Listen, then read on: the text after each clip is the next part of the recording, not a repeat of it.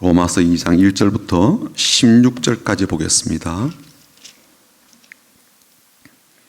로마서 2장 1절부터 16절까지입니다. 우리 같이 읽어보겠습니다. 집에서 성경을 펴놓고 함께 읽으시길 바랍니다. 로마서 2장 1절부터 16절까지입니다. 함께 읽습니다. 그러므로 남을 판단하는 사람아, 누구를 막론하고 내가 핑가지 못할 것은 남을 판단하는 것으로 내가 너를 정죄함이니 판단하는 내가 같은 일을 행함이니라. 이런 일을 행하는 자에게 하나님의 심판이 진리대로 되는 줄 우리가 아노라. 이런 일을 행하는 자를 판단하고도 같은 일을 행하는 사람아, 내가 하나님의 심판을 피할 줄로 생각하느냐? 혹 내가 하나님의 인자하심이 너를 인도하여 회개하게 하심을 알지 못하여 그의 인자하심과 용납하심과 길이 참으심이 풍성함을 멸시하느냐? 다만 네 고집과 회개하지 아니한 마음을 따라 진노의 날 곧 하나님의 의로우신 심판이 나타나는 그날에 임할 진노를 내게 쌓는도다.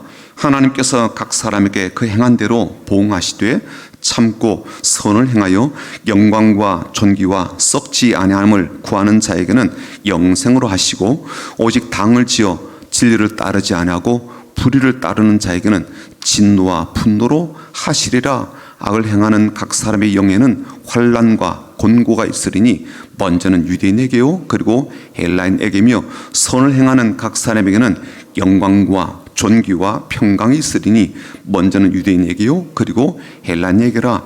이는 하나님께서 외모로 사람을 취하지 아니하심이라. 무릇 율법 없이 범죄한 자는 또한 율법 없이 망하고, 무릇 율법이 있고 범죄한 자는 율법으로 말미암아 심판을 받으리라. 하나님 앞에서는 율법을 듣는 자가 의인이 아니요 오직 율법을 행하는 자라야 의롭다 하심을 얻으리니, 율법 없는 이방인이 본성으로 율법의 일을 행할 때는 이 사람은 율법이 없어도 자기가 자기에게 율법이 되나니, 이런 이들은 그 양심이 증거가 되어 그 생각들이 서로 혹은 고발하며 혹은 변명하여 그 마음에 새긴 율법의 행위를 나타내느니라.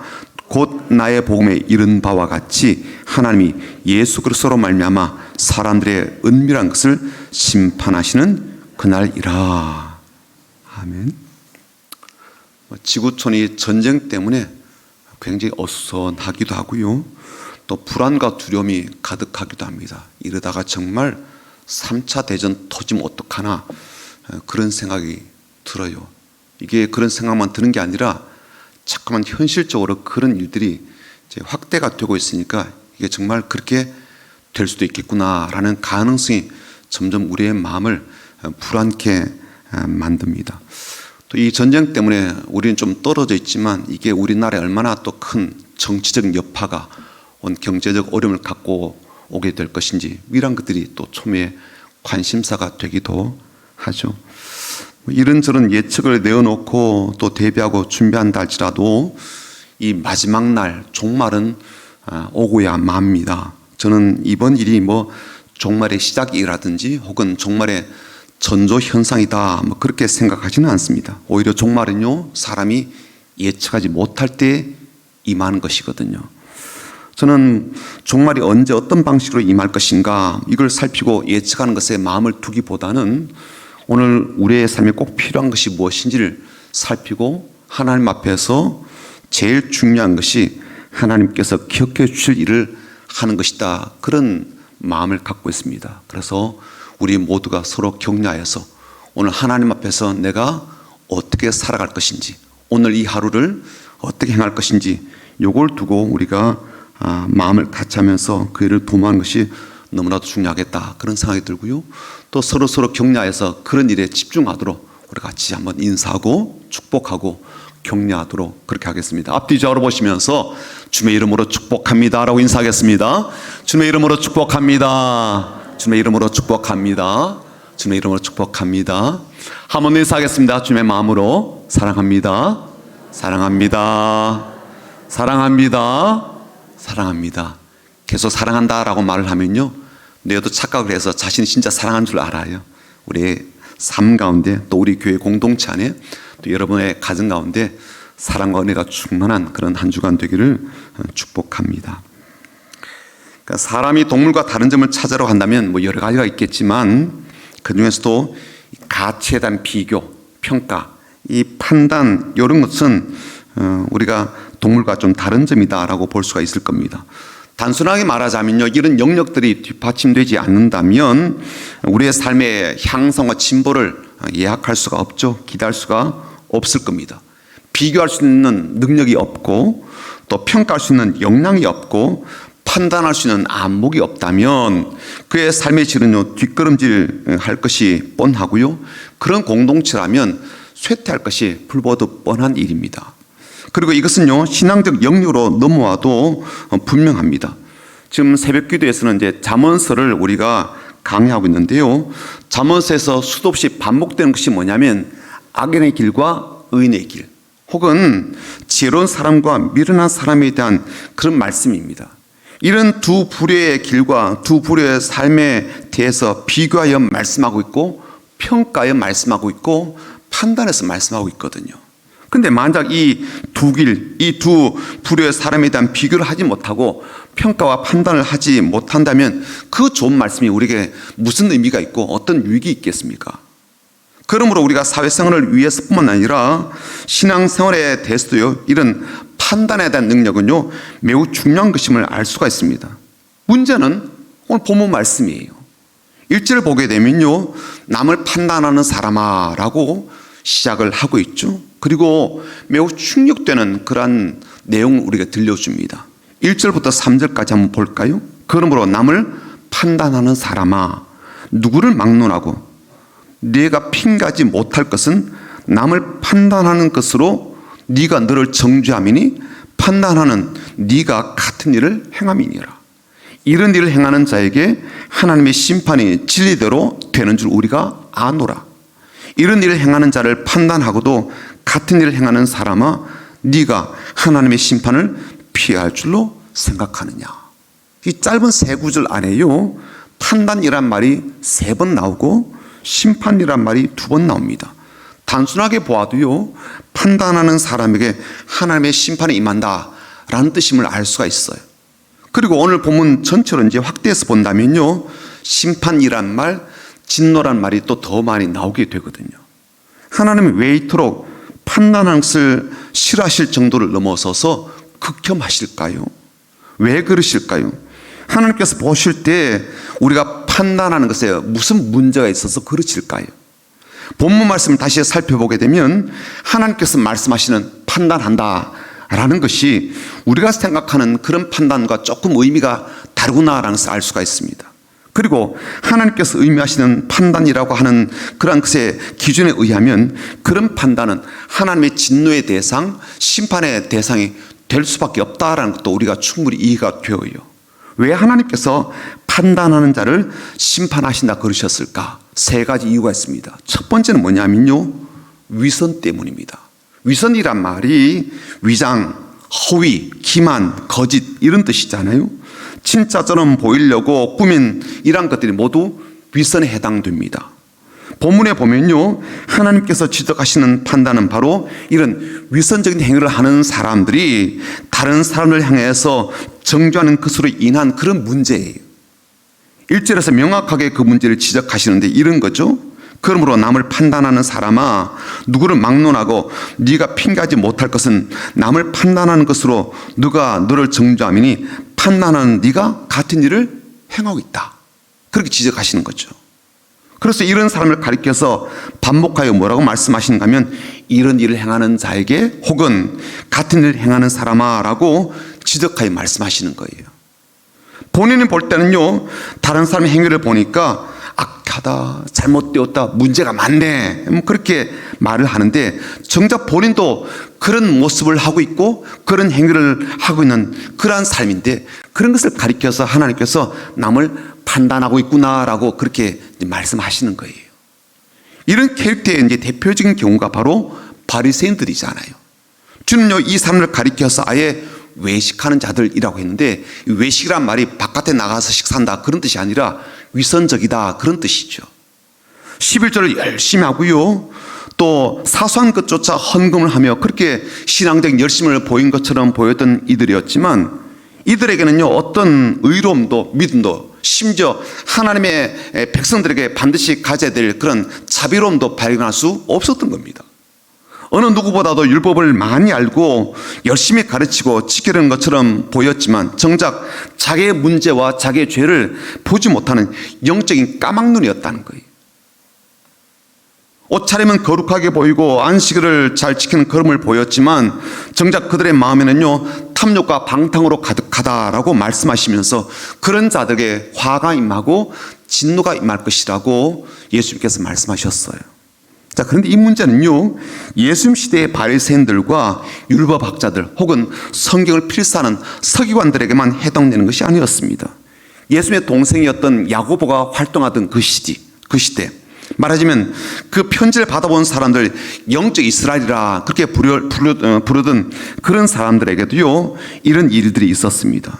그들에게 어떤 일이 있었는가 하면요, 동일하게 교회를 무너지게 하고 또 신앙의 공동체를 허물며 신자들 하여금 스스로 속게 만드는 문제가 있었어요. 그들은요, 자신은 참 경건하다라고 생각하고 있었지만 실제로는 버리지 못한 더러운 악들이 있었고, 또 반면에 그들이 점차적으로 세속화 되어가는 과정 속에 하나님 앞에 마땅히 보여드려야 될 경건함을 잃어버리는, 경건은 잃어버리고 악한 것은 마음에 담고 있는 이런 삶이 그들 가운데 있었다는 거예요. 그러니 실제 신앙생활에서는요, 본인이 하나님 말씀을 듣고 있다 그랬지만 귀로만 듣고 있을 뿐 자신의 삶에는 아무런 변화나 영향도 주지 못하는 상태였죠.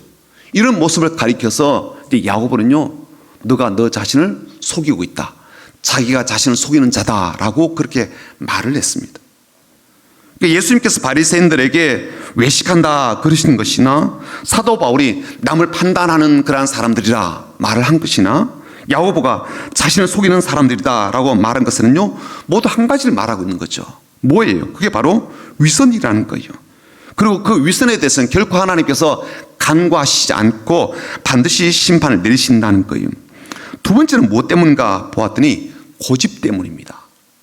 사도 바울은 고집을 어떻게 말하는가 하면 회개하지 않는 마음이다 라고 말을 하는데 5절 보시면 그런 말씀이 나오죠. 다만 네 고집과 그 다음에요, 회개하지 아니한 마음을 따라 진노의 날 곧 하나님의 의로우신 심판이 나타나는 그날에 임할 진노를 내게 쌓는도다 라고 말씀했습니다.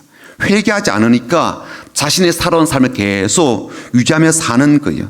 돌이키지 않는 것이 그대로 고집으로 남아있게 되는 거죠. 왜 사람들이 회개하는 일에 더디고 고집으로 기우는 삶에 머물러 있을까요? 그것은요, 4절에 이유가 나옵니다. 4절 뭐라고 되어 있어요? 같이 읽어볼까요? 4절입니다. 같이 읽겠습니다.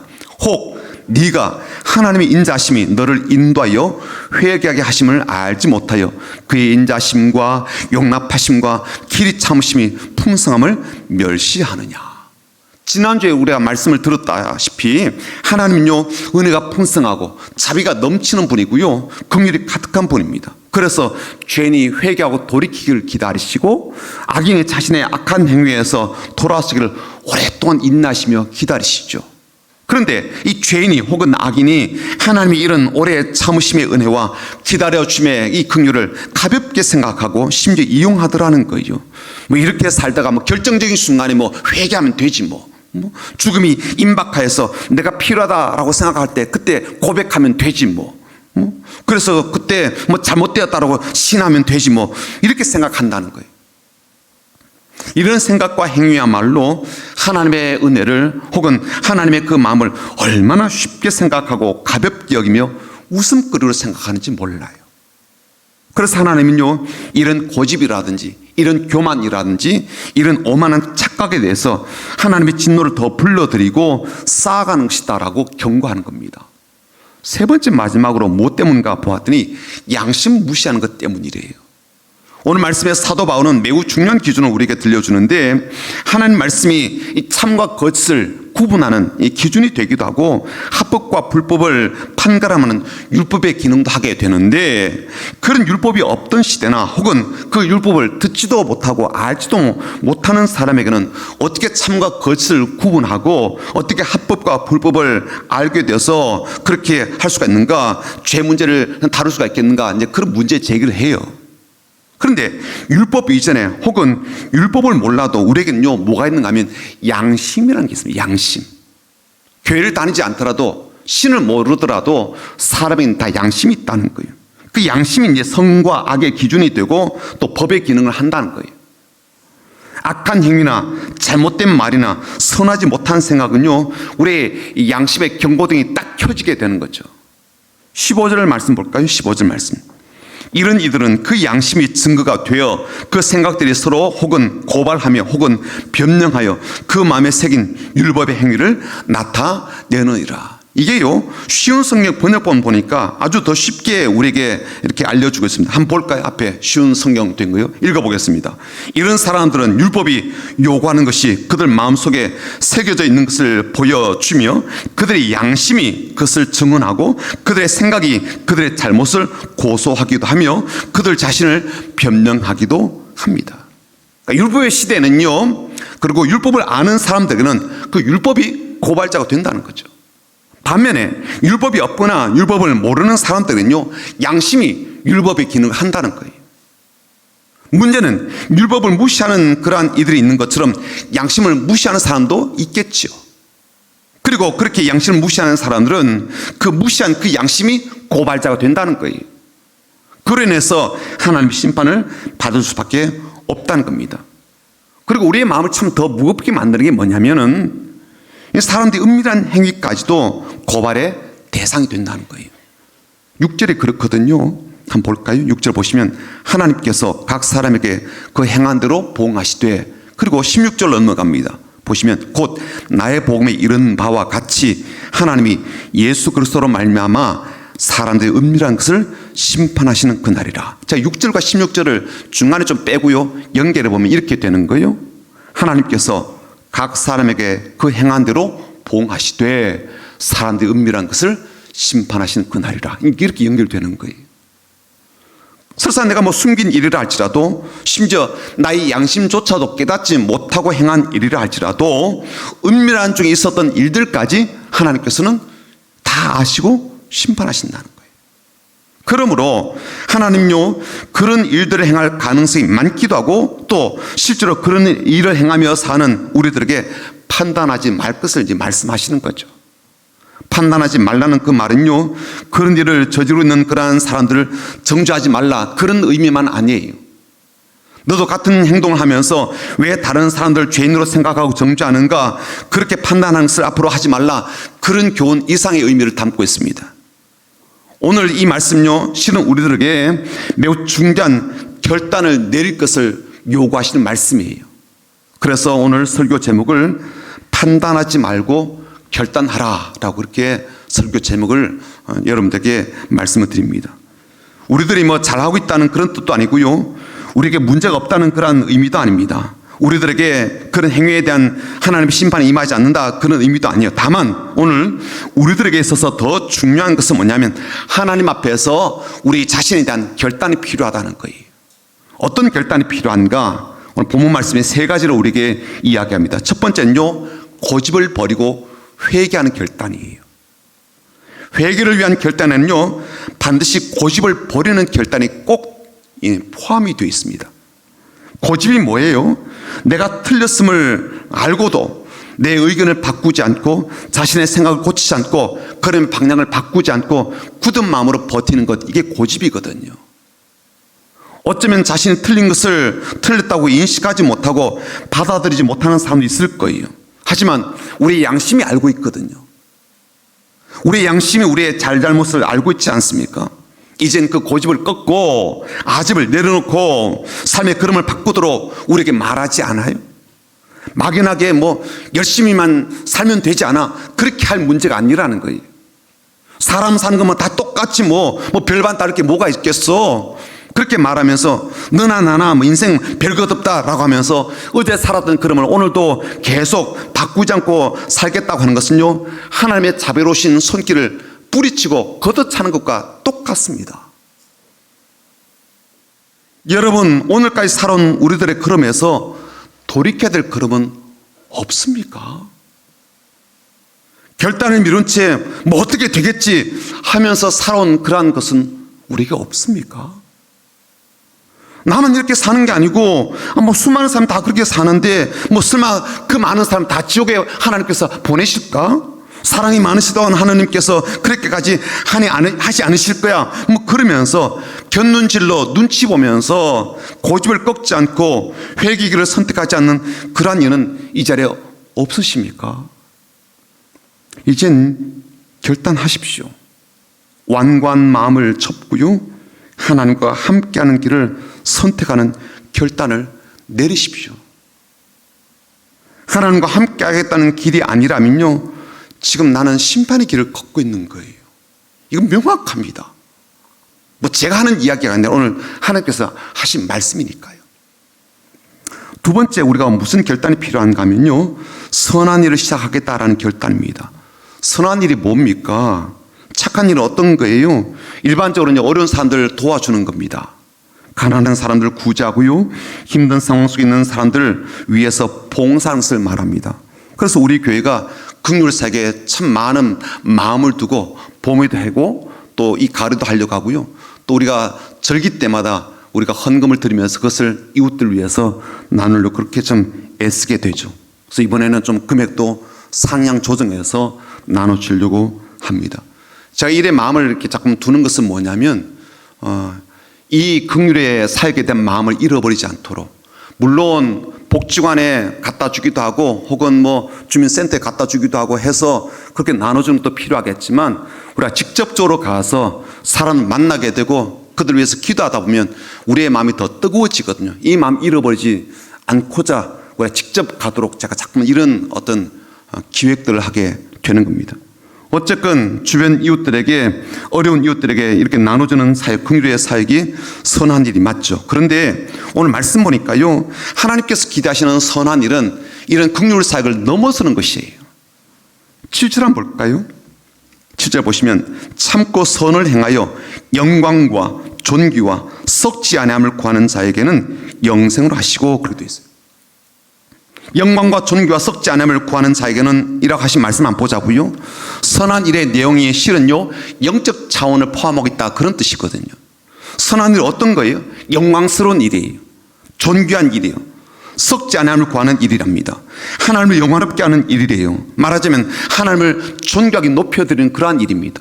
그래서 영원토록 남아있고 사라지지 않는 그런 일이래요. 이게 선한 일입니다. 어떤 것이 하나님을 영화롭게 하고 존귀하게 높여드리는 일입니까? 가장 기본적으로는요, 우리의 영과 마음을 담아 진리를 담아서 하나님 앞에 예배하는 거죠. 그게 선한 일입니다. 그게 영화롭게 하는 일이고요, 믿지 않는 사람을 하나님께로 이끌어서 그들과 함께 하나님을 높여드리고 찬양하는 것, 이게 영광스러운 일이죠. 이 땅에서는 인정받지 못할 수 있지만 하나님께는 영원토록 남아있는 그런 영적 일을 하는 것, 영원 추수를 위해서 하는 것, 이건요 하나님을 더욱더 존귀하게 하는 그런 일이죠.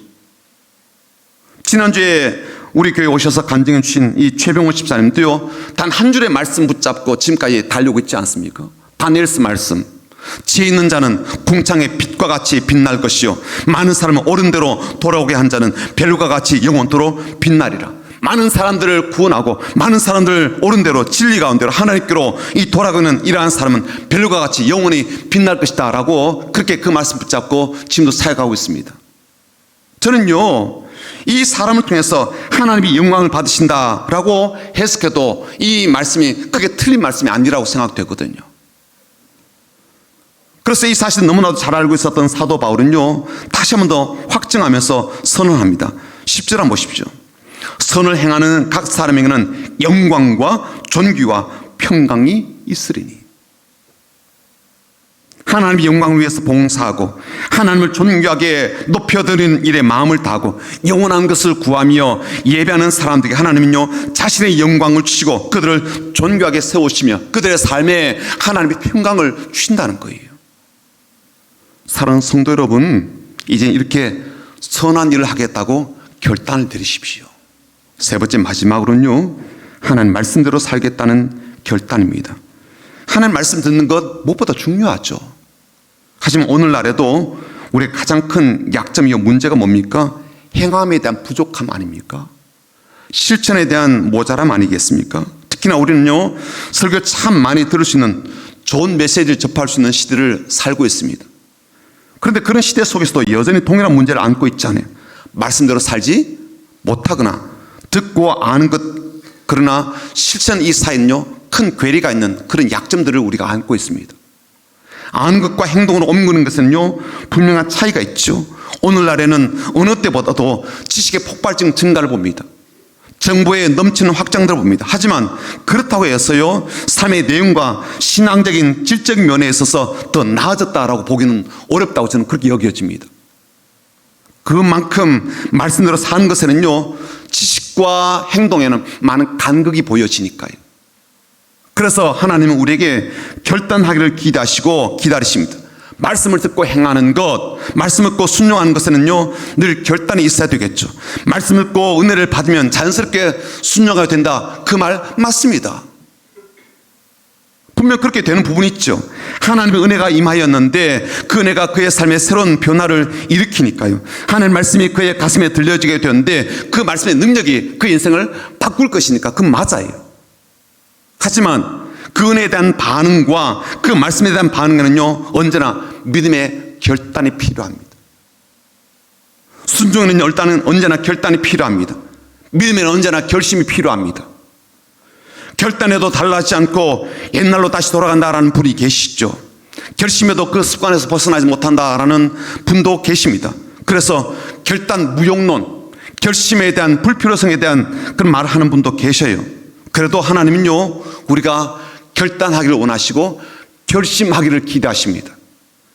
회개의 결단 없이는요 돌이키는 걸음을 내딛기가 어렵고 선을 행하겠다라는 결심이 없이는요 하나님 향해서도 이웃 향해서도 영원토록 남길 일을 하기가 어렵습니다. 하물며 내 습관과 삶을 떨쳐버리고 하나님 말씀에 귀를 기울여 그 말씀에 다시 살고자 하는 그러한 걸음 가운데 어찌 결단이 없을 수가 있겠습니까? 설사 결단하여도 넘어질지라도 다시 일어서기 위해서라도 결단이 필요합니다.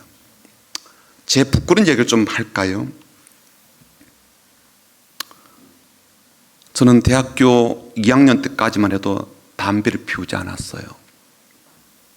군대 가가지고 담배를 이렇게 손을 댄 거예요. 어느 날 그게 좀 호기심이 생겨가지고 하얀 솔 담배 하나를 사서 이제 언덕에 올라가서 한 대를 피웠죠. 처음 이 피운 담배가 어떻게 또 속담배라는 걸 알아가지고 이거 연기를 해서 한 대를 다 피웠습니다.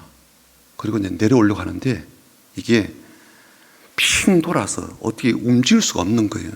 그래서 오후에 올라가서 그러고 나서 저녁 때까지 널브러져 있었습니다. 정신을 차릴 수가 없어서. 저녁 무렵되어 가지고 어떻게 해서 이제 막사로 내려왔어요. 이제 그 다음부터 이제 담배가 시작된 거예요. 그리고 이 담배가 군에서 라면을 끓여 먹고 피우면 이게 맛이 기가 막히단 말이에요. 아는 사람 알아요. 네, 웃는 분들은 혹시 이게 전과자일 수도 있어요. 어쨌건 이게 확 들어가면 이게 그렇게 좋은 거예요. 구름 과자라고 하는 이 표현이 말 그대로 진짜 과자 같아. 그렇게 이제 하는데 이제 휴가 나온 상황에서 어머님이 제가 담배 피운 걸 알게 되었어요. 그래서 이게 주머니 앞에 이제 넣어둔 게 이렇게 훅 빠지면서 어머님이 알게 된 거예요. 그리고 보니까 행동도 이상하고 냄새도 뭔가 이상하게 나니까 어머님이 그런 일을 하시는 거예요. 재찬아, 너 담배 피우냐? 그래서 피운다고 말도 못하고 그냥 가만히 있었죠. 그랬더니 재찬아, 너가 주의 종으로 부름 받았는데 담배 피우는 건 아니다. 하면 안 된다. 그런 이야기를 하셔요. 알겠습니다. 근데 이게 끊어지지 않는 거예요.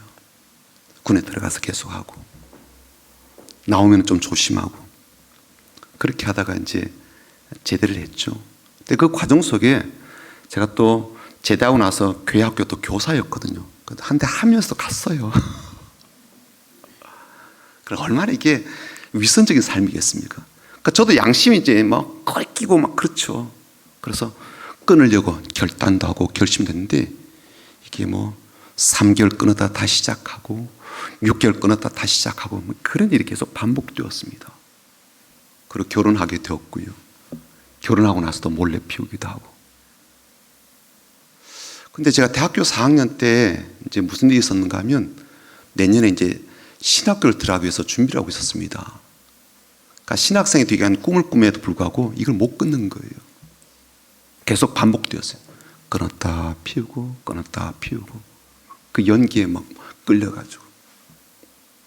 그리고 신학교 들어가는 시험을 치르게 됐고 또 감사하게도 합격이 되었어요.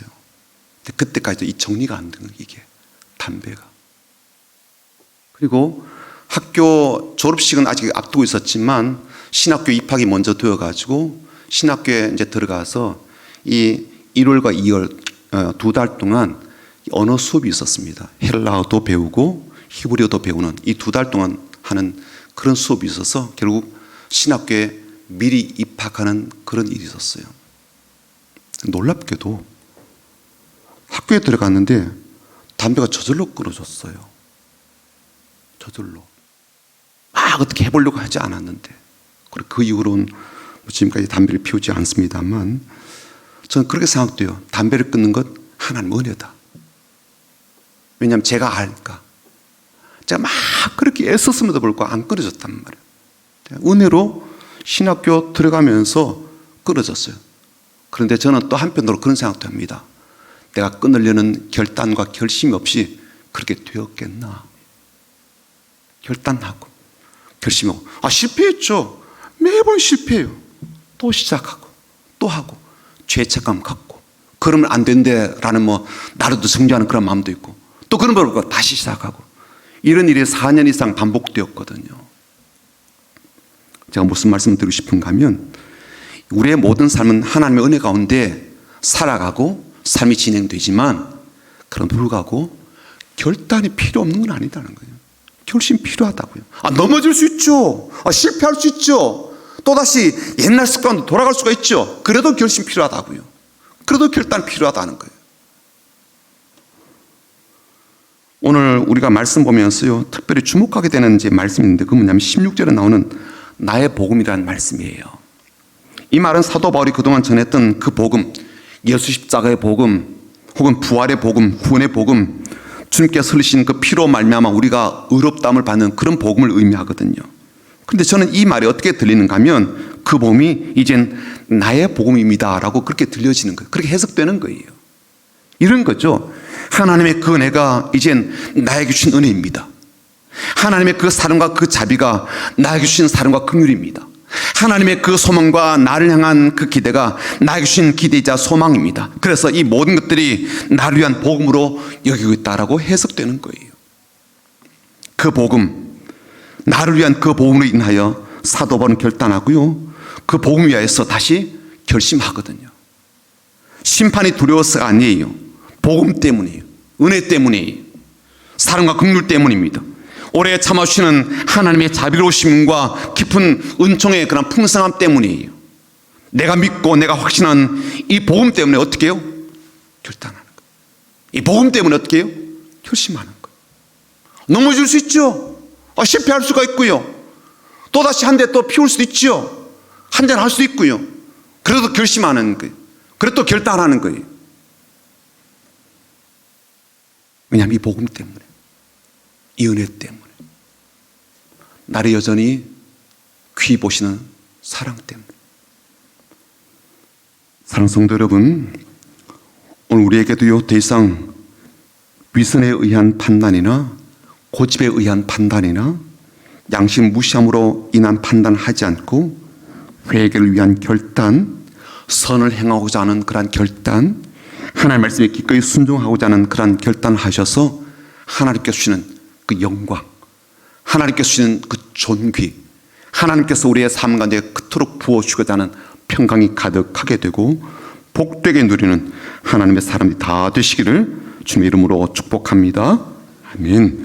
모든 상황 속에서라는 찬양 부르고요, 우리의 마음의 확정함과 결단을 내려보면 좋겠습니다. 같이 찬양하겠습니다.